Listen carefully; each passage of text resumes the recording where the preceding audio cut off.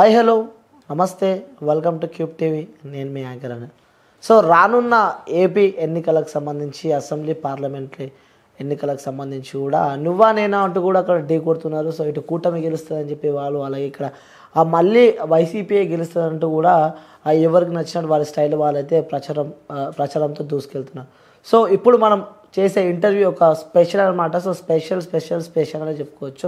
So ఎందుకంటే ప్రతి ఒక్కరు ఇంటర్వ్యూస్ చేస్తూ ఉంటారు. సో ప్రతి ఒక్కరు వాళ్ళ రకంగా వాళ్ళు ఇంటర్వ్యూస్ చేస్తూ ఉంటారు. కానీ ఈరోజు నేను ఒక స్పెషల్ గెస్ట్ అనమాట. సో ఒక గురూజీని తీసుకొని వచ్చాను అనమాట. సో అతని పేరు మ్యాక్సిమం ప్రతి ఒక్కరికి తెలుసు అనమాట, చాలా ఫేమస్ గురూజీ. సో ఆ గురూజీ ఎవరో కాదు, శివరుద్ర గురూజీ అనమాట. సో ఫస్ట్ ఒకసారి ఆ గురూజీ గారిని మీ అందరికీ పరిచయం చేస్తా. సో నమస్తే గురూజీ. నమస్కారం మిత్రమా, బాగున్నారా? ధర్మరక్షణకై మీలాగే అన్ని కార్యకలాపాల్లో తిరుగుతూనే ఉన్నాము. సో ముఖ్యంగా గురూజీ, ఈరోజు మన స్టూడియోకి పిలవడం ముఖ్య ఉద్దేశం ఏపీ ఎన్నికలు. సో ఈసారి ఏపీ ఎన్నికల్లో సీఎం ఎవరు కాబోతున్నారు, సో అక్కడ సిచ్యువేషన్స్ ఏ విధంగా ఉన్నాయి, సో ప్రజలకి వారి జాతకం ప్రకారం తెలుసుకునే ప్రయత్నం అయితే చేద్దామని చెప్పి మిమ్మల్ని పిలిచిన గురూజీ. సో ఓకేనా? మంచి ప్రశ్నలు. Okay Guruji. So first Chandrababu Naidu CM అయితే ఏపీ ఏ విధంగా ఉంటుంది? గొప్ప ప్రశ్నకి మనము గొప్పగానే మాట్లాడుకోవాలి.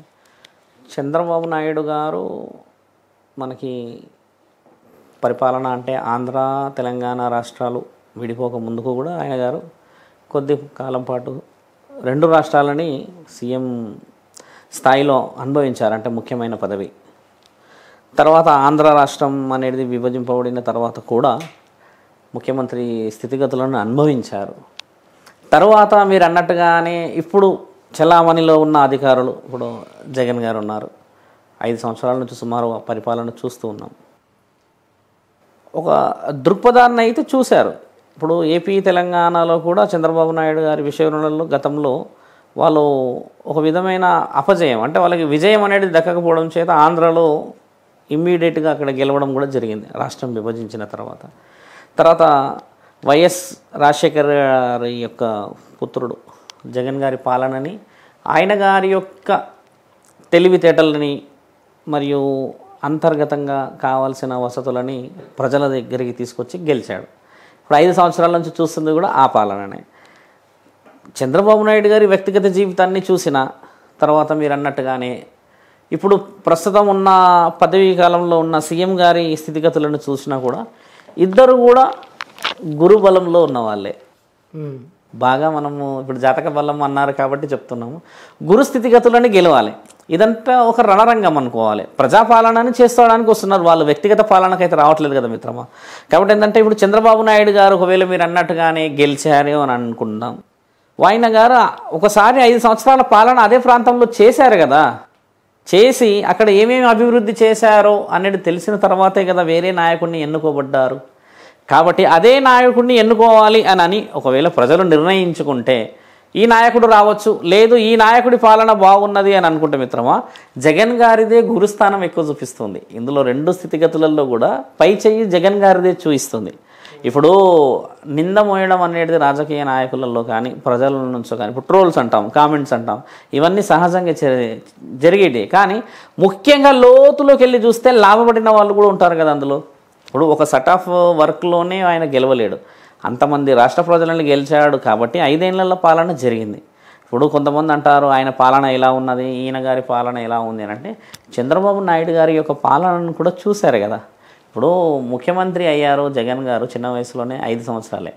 కానీ 5 సంవత్సరాలకు ముందు సుమారు 15 సంవత్సరాలకి పైగా ముఖ్యమంత్రి స్థాయిని అనుభవించారు కదా చంద్రబాబు నాయుడు గారు. ఆయన పాలనను కూడా చాలా దగ్గరగా చూశారు ఈ ప్రజలు, ఆంధ్ర అయినా తెలంగాణ అయినా సరే. ఇప్పుడు ప్రత్యేకంగా మనం ఆంధ్ర గురించి మాట్లాడాలంటే జగన్ గారి యొక్క పాలనలో ఒక విధంగా చెప్పి మాట్లాడుకుంటే, ఏ స్థితిగతులు ఏ అనుభవం లేనిది 5 ఏళ్లలో ఒక పదవిలో ఉండగలడా ఒక ముఖ్యమంత్రి? ఎక్కడికో ఒక దగ్గర అయితే ఏదో విధంగా అయితే లాభం జరిగిండవచ్చు కదా మిత్రమా.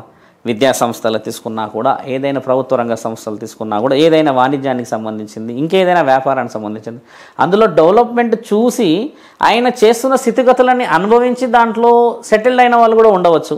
లేదా ఇప్పుడు రాబోయే ఈ ప్రభుత్వం మారినప్పుడో లేకపోతే అదే ప్రభుత్వం వస్తే కూడా ఆ యొక్క ప్రతిఫలాన్ని చూడవచ్చు కదా. ఇప్పుడు జగన్ గారి ముఖ్య ఉద్దేశం మాట్లాడుకొని రాగానే రోడ్డు గురించి ఎక్కువ చెప్తుంటారు. సో మనం కూడా 2 విషయాలు మాట్లాడాలి. 2 సంవత్సరాలు కరోనా అన్న వ్యవహారం జరిగింది మన దగ్గర. ఆయన పదవి వచ్చిన తర్వాత ఈ లాక్డౌన్ సంబంధించింది జరిగింది. వ్యాపారాలు ప్రపంచం మొత్తంలో కూడా పెట్టుబడులు పెట్టలేని స్థితిలో ఉన్నారు. అయినా కూడా ఆయన పెట్టుబడులు తెచ్చే వాళ్ళని తెచ్చాడనేది కూడా విన్నాం. ఈ మధ్య నేను న్యూస్ చూస్తూ ఉన్నాను కదా. ఇప్పుడు 2 సంవత్సరాలు ఆయన పాలనలోనే దెబ్బపడింది. అంటే వాణిజ్య ప్రకటనలకి ప్రభుత్వాలే రాలేవు. అలాంటి దాంట్లో ఇప్పుడు ఉన్న 3 సంవత్సరాల్లో గత ప్రభుత్వం చేసిన ఏదైనా చిన్న పెద్ద కార్యక్రమాల్లో కానీ అప్పులే కానీ ఇంకేదైనా వెసులుబాట్లే కానీ అందుబాటులో రావాల్సిన పథకాలే కానీ ఏవి కూడా రాని సమక్షంలో ఈ 3 సంవత్సరాలు పాలన చేసినప్పుడు జగన్ గారు ఈ 5 సంవత్సరాలు 2 సంవత్సరాలు ఒక విధంగా చూస్తే బయట నుంచి ఏ పెట్టుబడులు రాలేవు. మీకు తెలిసిందే కదా లాక్డౌన్ ఎఫెక్ట్ ఏ విధంగా ఉండేను. కాబట్టి ఏంటంటే గురుస్థాయి జగన్ గారిది మరియు చంద్రబాబు నాయుడు గారిది ఇద్దరిది చూపిస్తుంది. కాబట్టి ఇద్దరి యొక్క గజబలం చాలా ముఖ్యమైనది. ఇక్కడ ఈ పోరులో ఎక్కువ శాతంగా జగన్ గారిది చూపిస్తుంది. ఒకవేళ జగన్ గారు వచ్చారే అనుకోండి, అదే పాలనని కంటిన్యూ చేయడం ఒక విధంగా ప్రజలకి కొంచెం తోయడం వరకు జరుగుతుంది. లేదు ప్రభుత్వం మారింది అనుకోండి, మళ్ళీ బంతి వెనక్కి తీసి ముందుకు తీసుకెళ్లాల్సిన పరిస్థితిలో మోసపోయినా కూడా నష్టపోయినా కూడా ఏదైనా వెసులుబాట్లు అందని వాళ్ళు ఎవరు మిత్రమా? సామాన్యమైన ప్రజలే. అంటే ఇక్కడ వేత్తలు అంటే రాజకీయ వేత్తల్లో మార్పు వచ్చినా కూడా మార్పు రాని వ్యక్తులు సామాన్యమైన బ్రతుకులే కదా. కాబట్టి ఆల్రెడీ ఉన్న ఒక లీడర్ ఇప్పుడు ఉన్న వైఎస్ గారే వచ్చారే అనుకున్నా కూడా జగన్ గారు ఆయన కొన్ని విషయ వివరణలో విద్యా సంస్థలు కానీ ఇంకే విషయాల్లో అన్ని వాణిజ్య ప్రకటనలు తెచ్చిపెట్టుకున్నారు. ఇకపైన అవి సుస్థిరంగా ముందుకు రావచ్చు. అంటే గజబలం కనబడుతుంది కదా అక్కడ. గురుస్థాయి అంటారు దాన్ని. ఓకే, గురుస్థాయి జగన్ గారికి ఎక్కువ ఉందంటారు. ఎక్కువనే కనబడుతుంది. ఇద్దరి స్థాయిలో హోరాహోరీ ఇదే నియమ నిబంధనలు అంటారు దాన్ని. కార్యకలాపాలు ఎలా అంటే ఇప్పుడు మీరు నేను ఒక యుద్ధంలో దిగుతే శంకర, నీవు నేను ఓడిపోయాను అని నిర్ణయించబడేది ఆఖరి క్షణం వరకు.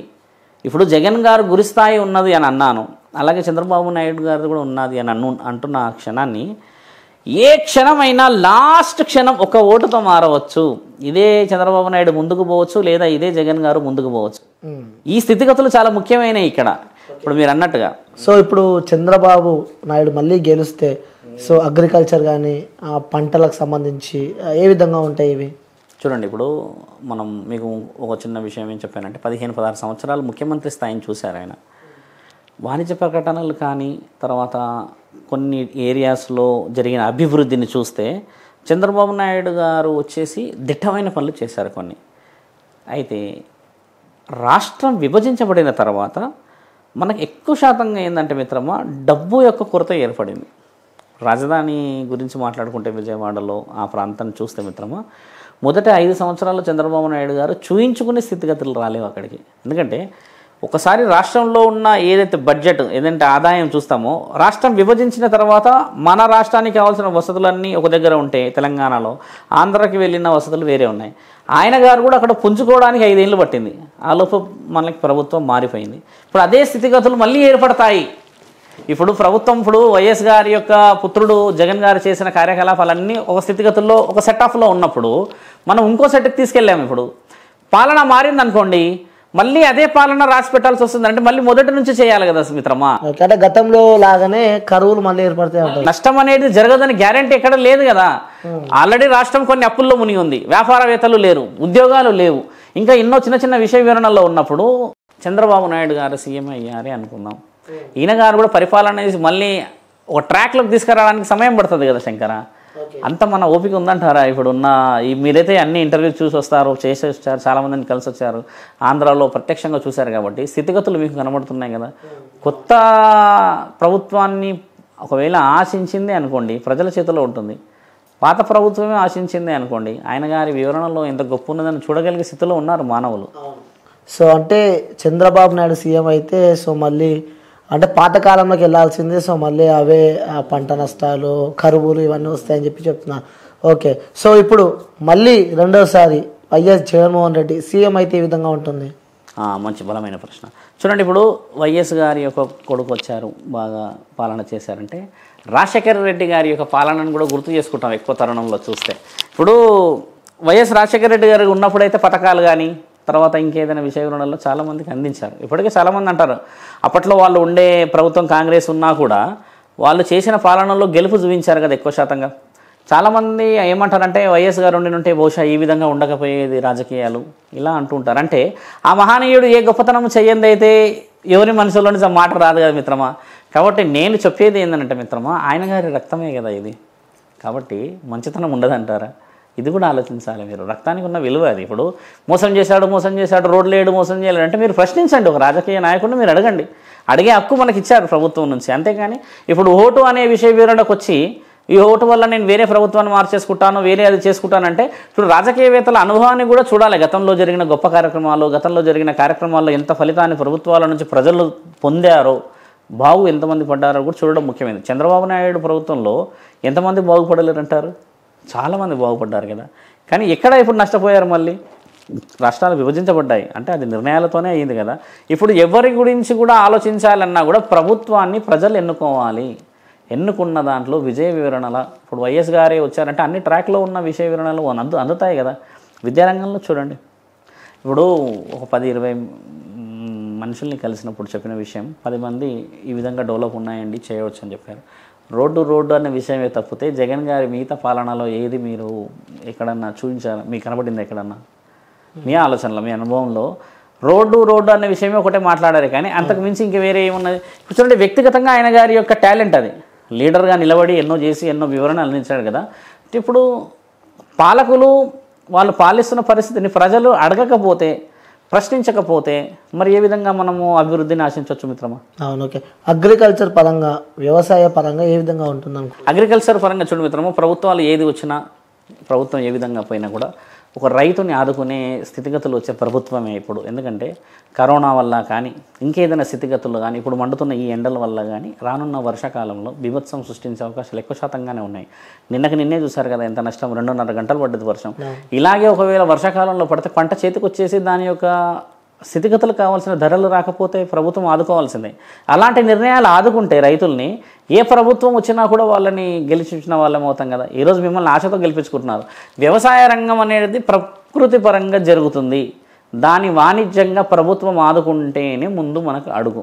అంతేగా మిత్రం, లాస్ కాకూడదు. అవును. సో అంటే ఆ ప్రభుత్వం ఆదుకుంటుంది అనుకోవచ్చు. జగన్ గారి ప్రభుత్వంలో వర్షాలు బాగా కురుస్తాయి కూడా అంటున్నారు కొంతమంది. కొంచెం వర్షాలు కురవాలి కూడా. ఇంతటి ఎండలు పడుతున్నాయంటే దీంట్లో ప్రకృతి పరంగా కొన్ని నియమాలు ఉంటాయి శంకర్. ఎండలు బాగా వచ్చాయి అనుకోండి, వర్షాలు వస్తాయని అర్థం. ఒకవేళ ఎండాకాలంలో వర్షాలు వచ్చాయనుకోండి, పోయిన సంవత్సరం జరిగింది, వర్షాకాలమే కనబడింది ఎండాకాలం మొత్తం. మీరు బాగా గమనించండి, 15-16 రోజులు వర్షాలు వచ్చాయి. మన హైదరాబాద్లో కూడా వచ్చాయి. అలాగే మళ్ళీ ఎండాకాలం అయినాక వర్షాకాలం వర్షాలు రాలేవు. చూడండి మన దగ్గర చాలా అడపదడప వర్షాలే కానీ తీవ్రమైన వర్షాలు రాలేవు. ఈసారి ఎండలు తీవ్రంగా ఉన్నాయి కాబట్టి వర్షాలు రావాలనే కదా ప్రకృతి నియమం అది. ఇలాంటి స్థితిగతుల్లో వ్యవసాయం అభివృద్ధి చెందుతుంది.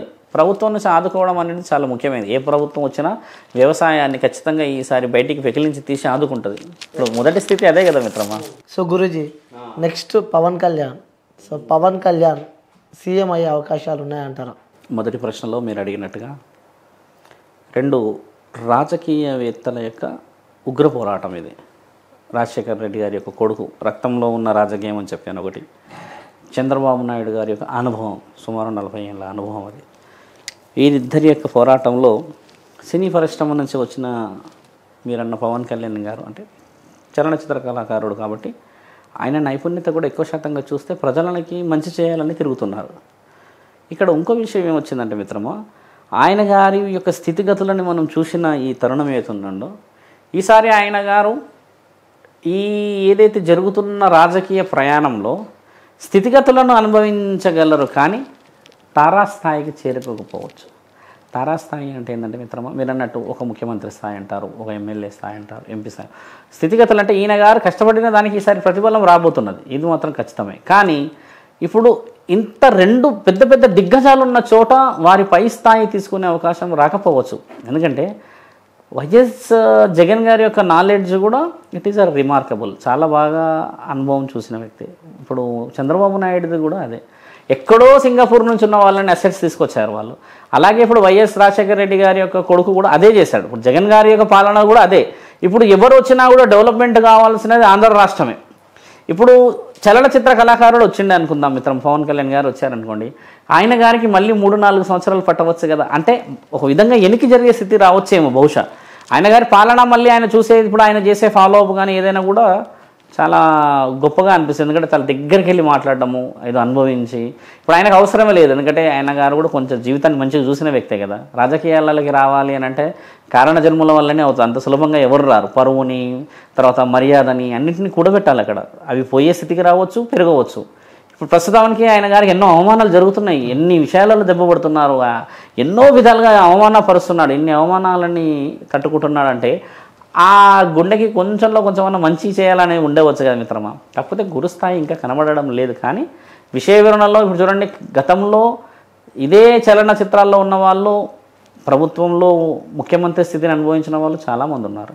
ఆ స్థితిలో ఈయన గారి ప్రయాణం కూడా చిరస్మరణీయం. కాబట్టి ఏంటంటే పవన్ కళ్యాణ్ గారి యొక్క వివరణకు వెళ్తే ఇప్పుడు 3 దిగ్గజాలు అక్కడ, అందులో 3వ స్థితిలో ఉన్నారు. చిన్న పెద్ద లీడర్స్ మీరు అన్నట్టుగా వేరే వేరే వాళ్ళు ఉన్నారు, కానీ ఎక్కువ శాతంగా రన్నింగ్ అవుతున్నది వీళ్ళే కదా మిత్రమా. కాబట్టి ఏంటంటే మీరు అన్నట్టుగా పవన్ కళ్యాణ్ గారికి ఆశించిన స్థాయి రావచ్చు, కాకపోతే ఏంటంటే రాత్రికి రాత్రి ఏదైనా విషయ వివరణలో మార్పు రావచ్చు. మళ్ళీ అదే చంద్రబాబు నాయుడుకు అదే విధంగా జరగవచ్చు. రాత్రికి రాత్రి వీళ్ళు ఏం ఆలోచించి పొద్దున్నే లేచి వాళ్ళు ఓట్లు ఎవరికి వేస్తారో తెలియదు. ఇదే మనుషులు పొద్దున్నే లేచి ఎవరికి వేస్తారో తెలియదు. ఇదే మనుషులు ఎవరికి వేస్తారో తెలియదు. ఇప్పుడు ఓటు హక్కు అనేది ఒక మనసుకి, శరీరానికి, ఆలోచనకి, అంతఃకరణ శుద్ధికి సంబంధించింది కదా మిత్రమా. కాబట్టి ఏంటంటే మేము ఇక్కడ ఇంత ఇస్తున్నామనో లేకపోతే వాళ్ళకి ఈ విధంగా ఓటేస్తే ఇస్తున్నామని అనడం అవాస్తవం. వాస్తవం ఏంటంటే ఏది ఇచ్చినా ఏది ఇవ్వకపోయినా మనసులో ఉండి వేసే ఓటుకే విలువ, అది ఎప్పటికైనా అదే గెలుస్తుంది. సో ఇప్పుడు వైఎస్ జగన్మోహన్ రెడ్డి గారు ఒకవేళ మళ్ళీ సీఎం అయితే అభివృద్ధి ఏ విధంగా ఉంటుంది అక్కడ? ఖచ్చితంగా మీరు అన్నట్టుగా మొదట రోడ్లు అభివృద్ధి చేయాల్సిందే ఆ మహనీయుడు. మీరు అన్నట్టుగానే అంతా మొన్న ఈ మధ్య మాకు ఒక వ్యక్తికి చిన్న చిన్న మాటలో ఆయన శ్రీకాకుళం నుంచి వచ్చారు అన్నప్పుడు అని చెప్పిండు. ఆయన రోడ్డు గురించి అంటే ఊరుకోండి స్వామి అలా అనకూడదు, ముఖ్యమంత్రి కదా ఆయన కూడా. 2 సంవత్సరాలు అసలు ప్రభుత్వాల నుంచి సపోర్ట్ దొరకలేదు. అంతకు ముందుకు ఇంతో అంతో అప్పో ఏదో చేసి ఉండే రాజధాని గురించి గొడవలు అయినాయి. ఇంత దాంట్లో బడ్జెటే లేనిది ఏ విధంగా పోతాడు అన్న మాట నాకు అంత అవగాహన రాలేదు. ఇప్పుడు ఈయన గారి చేతిలో సమయం కూడా తక్కువ ఉండే కావచ్చు బహుశా. ఇప్పుడు ప్రభుత్వం నుంచి వచ్చిన అవసరాలను బట్టి ముందుకు వెళ్తామా లేకపోతే సొంతంగా డబ్బులు తీసి పెడతామా మిత్రమా? ఏదన్నా మనం డెవలప్ చేయాలంటే ఆయన దగ్గర ఎన్నుంటే నీకెందుకు మిత్రమా? ప్రభుత్వం నుంచి వచ్చే స్టేట్ విషయాన్ని ఖర్చు పెట్టగలుగుతాడు కదా, అదే మనం మాట్లాడుకోవాలి. కానీ నిర్ణయాలు ఇంకా తీసుకోలేకపోతున్నాడు, ఇంకా అంత అనుభవం లేదనడం ముమ్మాటికి అది నిజం కాదు. ఎందుకంటే అది వాస్తవం. ఇప్పుడు ప్రభుత్వం నుంచి నీకు బడ్జెట్ వచ్చింది, ఆల్రెడీ కొన్ని అప్పుల్లో ఉన్నాము, లేదా ఇంకా రోడ్డు గురించి మాట్లాడుతున్నాం, లేదా ఏదో విద్యా సంస్థల గురించి మాట్లాడుతున్నాం, లేదా ఏదో వ్యాపారానికి అభివృద్ధి మాట్లాడుతున్నాము అని అంటే మిత్రమా ఆయన చేసే స్థితిగతుల్లో నించొని ఆలోచించగలిగిన వ్యక్తే. కానీ ఏంటంటే ఆ విధంగా ఆయనని తక్కువ అంచనా కూడా వేసి పెట్టినారు చాలామంది కదా. అలా అంచనా వేయకూడదు అంటున్నాం మేము. ఆయన గెలిచారే అనుకోండి, ఈసారి ఖచ్చితంగా ఆయన డెవలప్మెంట్ చూపించాలి. లేదు అంటే మరోసారి అయినా ఎలక్షన్స్ అయితే ఉన్నాయి కదా, 30లో అయితే ఎలక్షన్స్ ఉన్నాయి కదా మిత్రమా. 2029 మళ్ళీ ఎలక్షన్స్ ఉన్నాయి కదా. ఈసారి గెలవగానే ఆయన 100 ఏళ్ళకైతే ఎన్నుకోబడ్డాడు కదా. కాబట్టి ఖచ్చితంగా ఎవరు గెలిచినా, ఇప్పుడు జగన్ గారు గెలిచారు అనుకోండి, వ్యవసాయం 1, రోడ్లు 2, ముఖ్యంగా మాట్లాడితే ఎడ్యుకేషన్.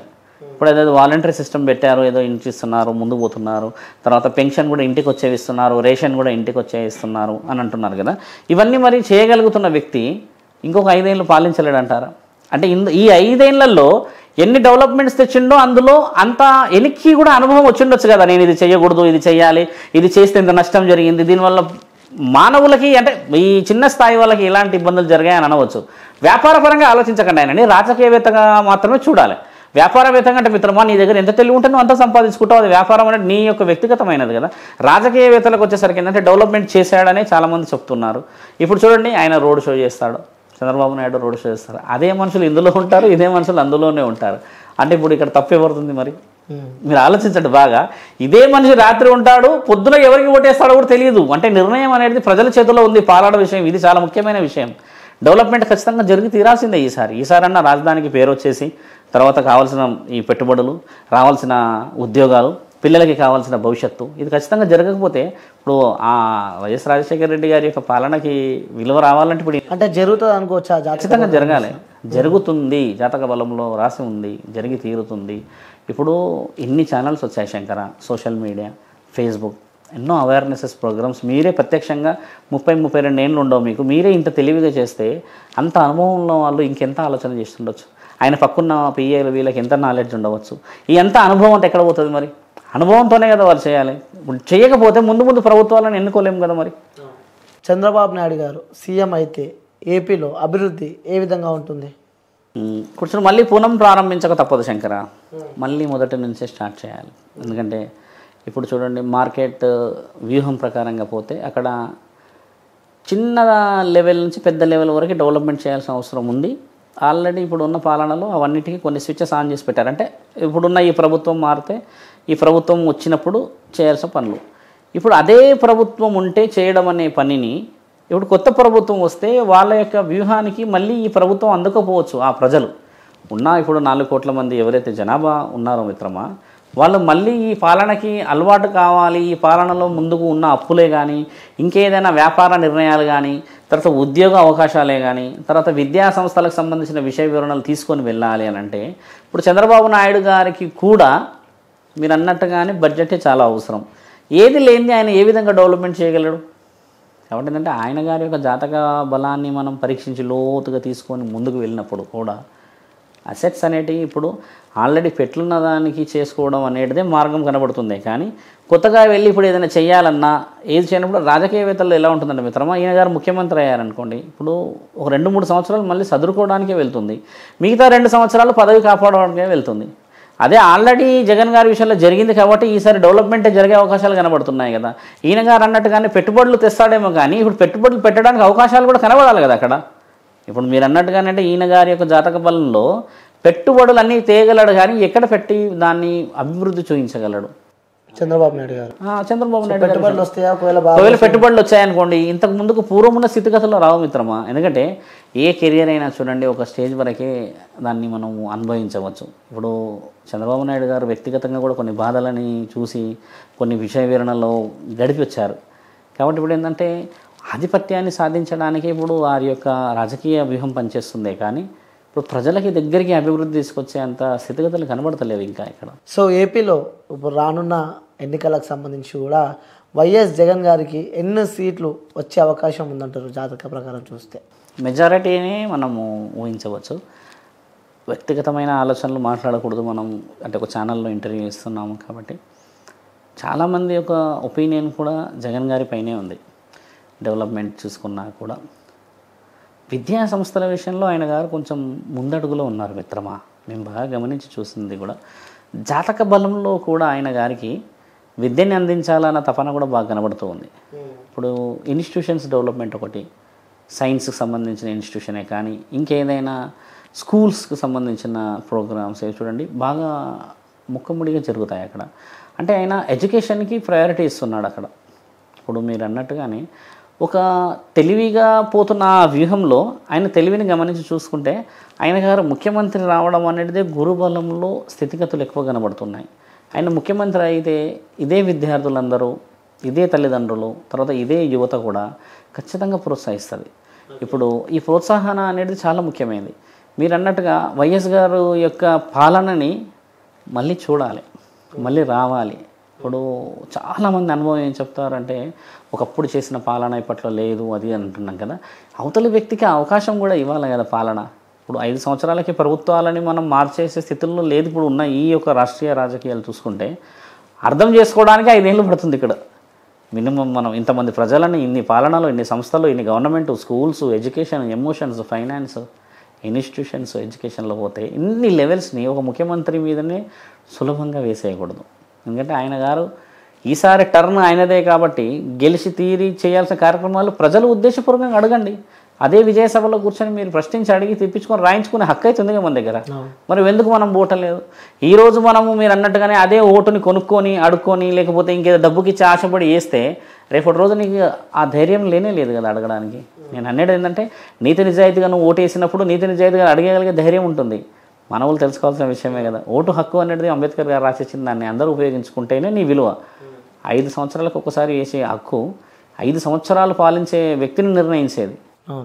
సో ఒక మెజారిటీ ఎంతవరకు వచ్చే? హై మెజారిటీ చూడండి, అబోవ్ 100 మెజారిటీ. మీరు అన్నట్టుగానే 110, 116 సీట్లు మీరు ఎక్స్పెక్ట్ చేసిన దాన్ని కూర్చుంటే ఆయన మెజారిటీ కూడా పెద్ద వ్యూహంగానే పోతుంది మిత్రమా. ఆయన స్థితిగతులని మీరు ఇంతసేపు మనం మాట్లాడుకుంటున్న ఈ యొక్క 45 నిమిషాల వ్యవధిలో మనం జరగబోయే భవిష్యత్తు చెప్తూ వస్తున్నాం. ఇదే భవిష్యత్తు ఎలక్షన్కి సంబంధించి అనలైజ్ చేసే వ్యక్తులు, అంటే అనుభవంతో ఉన్న వ్యక్తులు కూడా చెప్పగలరు. అంటే దీన్నే మనం ఏమంటారంటే సర్వే అంటారు మ్యాప్లో. వాళ్ళు కూడా అనుభవం చెప్పవచ్చు. వాళ్ళ శక్తికి కాకుండా ఒక సాధన చేసిన ఒక గురువుకి కానీ ఒక పురోహితుడిని కానీ అడిగే ఈ ప్రశ్నలకి బలం ఎలా వస్తుందంటే మిత్రమా, భవిష్యత్తులో ఇంకొక పేజీని చూడగలిగే అధికారం ఈ పురోహితులకి సాధకులకు మాత్రమే ఉంటుంది. దాన్నే కదా పంచాంగం అంటారు. మన ఈ పంచాంగాన్ని నమ్మడం అనేది మన భారతదేశంలో అఖండమైన స్థితి. కాబట్టి మీరు నన్ను అడిగిన ఈ ప్రశ్నలన్నిటికీ మళ్ళీ రేపటి రోజు నన్ను క్వశ్చన్ కూడా చేయవచ్చు కదా శంకర.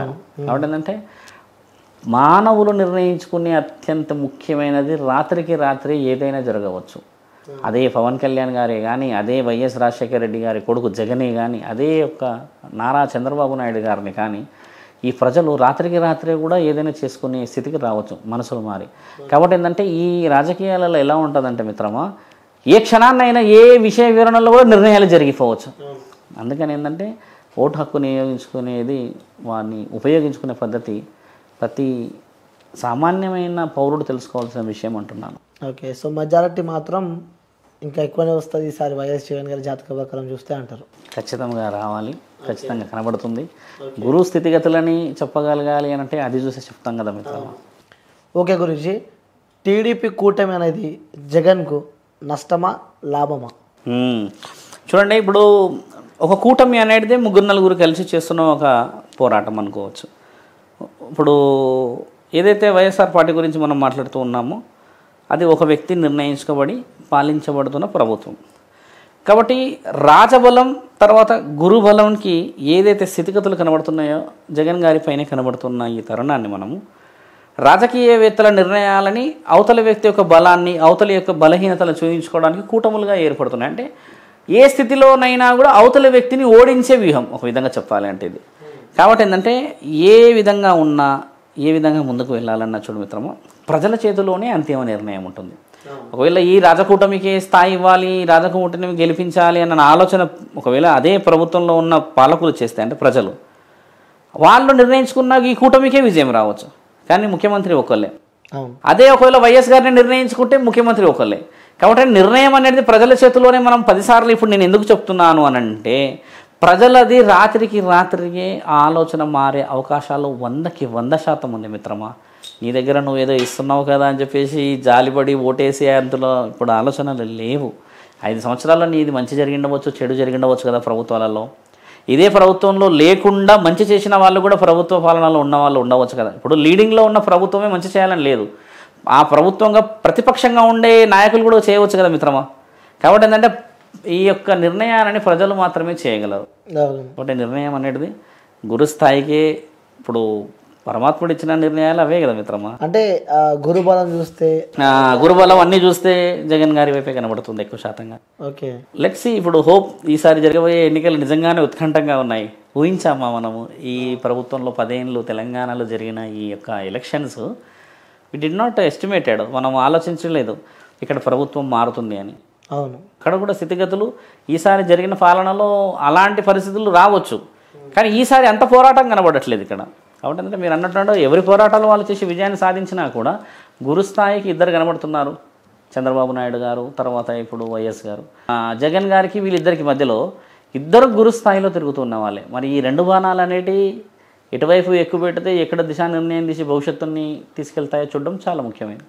కాబట్టి పై స్థాయి అనేది రాత్రికి రాత్రి నిర్ణయం జరిగే స్థితి చెప్పలేని సిచ్యువేషన్. ఖచ్చితంగా పరంగా చూస్తే జగన్ గారికి ఖచ్చితంగా. ఇప్పుడు జాతకం చూడండి, పరమాత్ముడు జాతకాలు ఎలా రాస్తాడంటే మిత్రమా 2 వీరుల్ని రాస్తాడు, కానీ గెలిచేది ఒక వీరుడు మాత్రమే. కానీ 2 వీరులు ఉండకపోతే మరి ప్రభుత్వంలో పోరాటం ఎలా అవుతుంది? ఇప్పుడు ఒక విధంగా చెప్పాలంటే 2 రాజకీయవేత్తలు వాళ్ళు మంచి మంచి దిగ్గజాలే, అనుభవం గల వాళ్ళే కాబట్టి వారి 2 పోరాటం లేనిది మరి రాజకీయాలలో ఎక్కడ మీరు అనుకుంటున్న ఆ యొక్క స్థితిగతులు. ఇప్పుడు అదే మీరు అనుకుంటున్న సినీ కళాకారుడు లేకపోతే అంత వేడి అంత హాట్ టాపిక్ అక్కడ ఉండకపోయేది. ఈ ముగ్గురు గురించే టాపిక్ నడుస్తుంది రాజకీయ నాయకులలో. కానీ ఆ స్థితిగతుల్ని అంటే ఒక ముఖ్యమైన స్థితిగతిని అనుభవించడం వేరే వాళ్ళని ఇప్పటివరకు చెప్పలేము మనం. ఎందుకంటే వీరు గత 5 సంవత్సరాల అహర్నిశల ప్రయాణాలు అంటే ప్రతిపక్షంలో ఉండి ఎవడైతే ఇప్పుడు డైరెక్ట్గా ఉన్న ముఖ్యమంత్రి స్థితిలో ఉన్నారో వీళ్ళు ప్రత్యక్షంగా చూపించే వివరణలు వేరు. ఇప్పుడు పవన్ కళ్యాణ్ గారు ఉన్నట్టు ఈయన గారు ఎన్ని విషయాల్లో ఎన్ని చేయలేరు, ఎంతమంది దగ్గర తిరగలేడు, ఎంతమంది దగ్గరికి వెళ్ళి మాట్లాడలేడు, అదే ఢిల్లీకి ఎన్నిసార్లు వెళ్ళలేడు, ఇదే చంద్రబాబు నాయుడు ఎన్ని కూటమిలు కూర్చోబెట్టడం లేదు, ఇదే వైఎస్ జగన్ గారు ఎన్ని పబ్లిక్ దగ్గరికి వచ్చి సేవలు చేసి అందించలేదు. ఇప్పుడు అక్కడ ఉన్న వైఎస్ గారి పథకాలు పెట్టారు కదా జగన్ గారు, ఇవన్నీ మానవులు తినట్లేరంటారా? అందరూ తింటున్నారు కదా, అందరికీ అందుతున్నాయి కదా. వైద్య రంగమే కానీ ఇప్పుడు జాతీయ ఉత్పత్తి పథకాలే కానీ ఇంకేదైనా పథకాలు కానీ వైద్యానికి ఇంకేదైనా ఇవన్నీ అయితే ఇప్పుడు అనుభవిస్తున్న వాళ్ళే కదా. బాగా గుర్తుపెట్టుకోండి, ప్రభుత్వాన్ని మార్చేది కూడా ఆల్రెడీ ప్రభుత్వం దగ్గర తిన్న వాళ్ళే, బాగా గుర్తుపెట్టుకోండి. కాబట్టి ప్రజలే ఇక్కడ చాలా చాలా చాలా అసలు వాళ్ళ ఆలోచనని మనం మెచ్చుకోవాలి. రెండు వైపులో ఓపికలు ఉన్నాయి మనకి, ఇలా వెళ్తూ ఉండాలి పడవలో, ఎటు అనుకూలంగా ఉంటే అటు దుంకేయాలి. ఓకే, సో ఎటు అనుకూలంగా ఉంటే అంటే ఏ టైంలో ఏం జరుగుతలేదు. ఇప్పుడు ఎలక్షన్స్ ఇప్పుడు ఏపీలో జరుగుతుంది సుమారు 3 నెలల నుంచి చూస్తే, ఒకరోజు రాత్రికి ఒకరి పైసే కనబడుతుంది, ఇంకొకరి కింది కనబడుతుంది, ఇలా పెరుగుతుంది తగ్గుతుంది. కాబట్టి ఓకే, ఇప్పుడు జరగబోయే ఎలక్షన్లో అంతిమ క్షణం రాత్రి 12 గంటల వరకు నిర్ణయం ప్రజల చేతిలోనే ఉంది. ఏ రాజకీయవేత్త వచ్చినా ధర్మాన్ని కాపాడి రాష్ట్రాన్ని సుభిక్షంగా అందరికీ అన్నాన్ని అందజేసి ఆరోగ్యాలు వికలాంగులను కాపాడి సంక్షేమ పథకాలు అమలు చేస్తే ఎక్కడ ఉన్నా రాజకీయవేత్తల సుఖం, ఆ రాజకీయవేత్తల యొక్క పాలనలో ఈ పాలకులు సుఖం, ఇద్దరి మధ్యలో జరగాలి. ఇప్పుడు ఆపరేషన్ లేకుండానే మోకాళ్లకు ప్లాస్మా ట్రీట్మెంట్, మీ ఆర్థోపెటిక్ సమస్యలన్నిటికీ రోబోటిక్ టెక్నాలజీ ద్వారా తక్కువ ఖర్చుతో శాశ్వత పరిష్కారం, ఫ్రీ కన్సల్టేషన్, ప్రతి ట్రీట్మెంట్ పై 20% డిస్కౌంట్. ఈ ఆఫర్ కొద్ది రోజులు మాత్రమే, త్వరపడండి. V9 hospitals 9281465842.